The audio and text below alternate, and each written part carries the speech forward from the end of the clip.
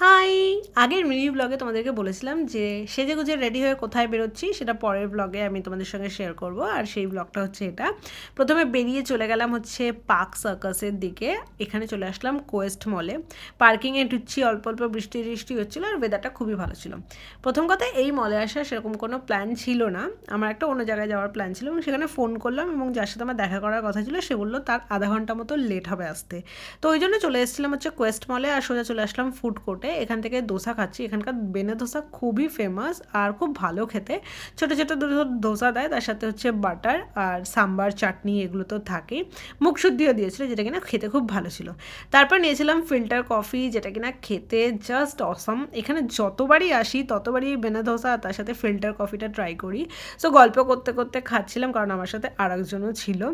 এরপর একটুখানি মলে হেঁটে তোমাদেরকে আমি আমার আউটফিটটা দেখাচ্ছিলাম, কারণ আগের ব্লগটা অনেক দিন আগে পোস্ট করেছি এবং তোমরা হয়তো ভুলেও গেছো।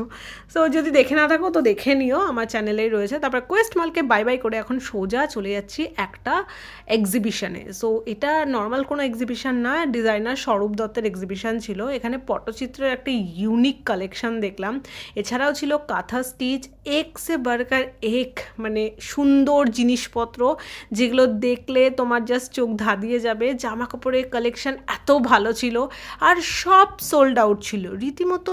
যা কিছু ছিল এগুলো দেখো সাবাই ঘাস দিয়ে বানানো, এত সুন্দর আর প্রত্যেকটা জিনিস সোল্ড আউট। আর জিনিসপত্র সোল্ড আউট হবে না কেন বলো? এত সুন্দর সুন্দর কালেকশন এত রিজনেবল রেটে যদি রাখে। তার মধ্যে আমি এসেছিলাম 3 নম্বর দিনে আর আজকে ছিল হচ্ছে এক্সিবিশনের লাস্ট ডেট, তো সোল্ড আউট হয়ে যাওয়াটাই স্বাভাবিক। এখানে কিছু প্রোগ্রাম হচ্ছিল, আমি সেগুলো দাঁড়িয়ে দাঁড়িয়ে দেখছিলাম।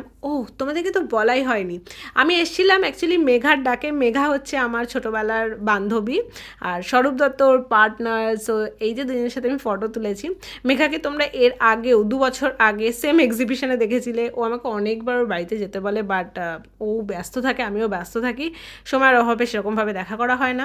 বাড়িতে ফিরলাম আর আজকে ছিল হচ্ছে সোনিয়ার বার্থডে। তো আমি এখানে চলে এসেছি। সোনিয়াকে বলেছিলাম আমি আসতে পারবো না, কারণ আমি ভেবেছিলাম যে ওখান থেকে হয়তো আসতে আমার লেট হবে, তো ও কেক কাটার জন্য কেন ওয়েট করবে, তো আমি বলে দিয়েছিলাম আসবো না। কিন্তু আমি চলে এসেছিলাম তাড়াতাড়ি। আর এই যে আমাদের বার্থডে গার্ল তার ছেলেকে নিয়ে বসে পড়েছে কেক কাটবে বলে। সেখানে কেক কাটিং হলো, তারপরে বিবেকজি আমাকে একটা ড্রিঙ্ক বানিয়ে দিয়েছিল যেটা কিনা দারুণ খেতে ছিল। তারপরে আমরা অনেকক্ষণ বসে গল্প করলাম আর আমি খেলেছি হচ্ছে মিনির সাথে। কি সুন্দর সুন্দর কিউট কিউট ফটো এসেছে। ও মানুষজন এত ভালোবাসে না, আমাদেরকে দেখলে পুরো এক্সাইটেড হয়ে যায়। সো আজকে ব্লগটা এই পর্যন্তই। Thank you so much, bye, I love you all, see you soon, tata.